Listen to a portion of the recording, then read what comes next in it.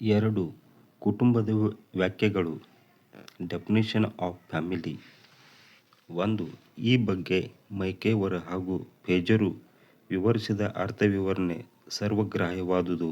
ಅವರ ಮಾತಿನಲ್ಲಿ ಹೇಳುವುದಾದರೆ, ಸಂತಾನೋತ್ಪತ್ತಿ ಮತ್ತು ಮಕ್ಕಳ ಪಾಲನೆ ಪೋಷಣೆಯ ಉದ್ದೇಶದಿಂದ ಲೈಂಗಿಕ ಸಂಬಂಧಕ್ಕೆ ಸಾಮಾಜಿಕ ಹಾಗೂ ಧಾರ್ಮಿಕ ಒಪ್ಪಿಗೆಯನ್ನು ಪಡೆದು ಸ್ತ್ರೀ ಪುರುಷರು ರೂಪಿಸಿಕೊಂಡ ಸಾಮಾಜಿಕ ಘಟಕವೇ ಕುಟುಂಬ. 2. ಬರ್ಗೆಸ್ ಮತ್ತು ಲಾಕ್ ಎಂಬುವರು ತಮ್ಮ ದಿ ಫ್ಯಾಮಿಲಿ ಕುಟುಂಬ ಎಂಬ ಗ್ರಂಥದಲ್ಲಿ ಕುಟುಂಬದ ಅರ್ಥ ವಿವರಣೆಯನ್ನು ಈ ರೀತಿಯಾಗಿ ವಿವರಿಸಿದ್ದಾರೆ. ಕುಟುಂಬವು ವಿವಾಹ, ರಕ್ತ ಸಂಬಂಧ ಅಥವಾ ದತ್ತು ಸ್ವೀಕಾರದಿಂದೊಡಗೂಡಿದ ಪ್ರಾಥಮಿಕ ಸಂಘ.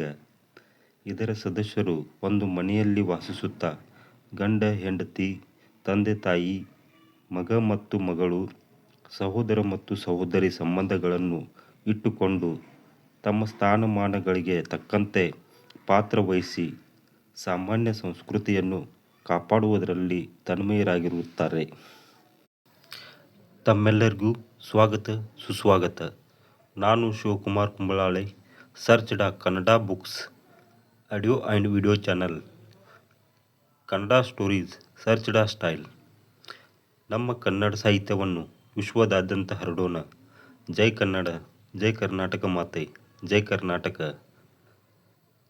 ಈ ರೀತಿ ಹೊಸ ಹೊಸ ಪುಸ್ತಕಗಳ ಧ್ವನಿ ಸುರುಳಿಯನ್ನು ಕೇಳಲು ಹಾಗೂ ಈ ಧ್ವನಿ ಸುರುಳಿಯು ನಿಮಗೆ ಇಷ್ಟವಾದಲ್ಲಿ ಚಾನಲನ್ನು ಲೈಕ್, ಕಮೆಂಟ್, ಶೇರ್ ಮಾಡಿ.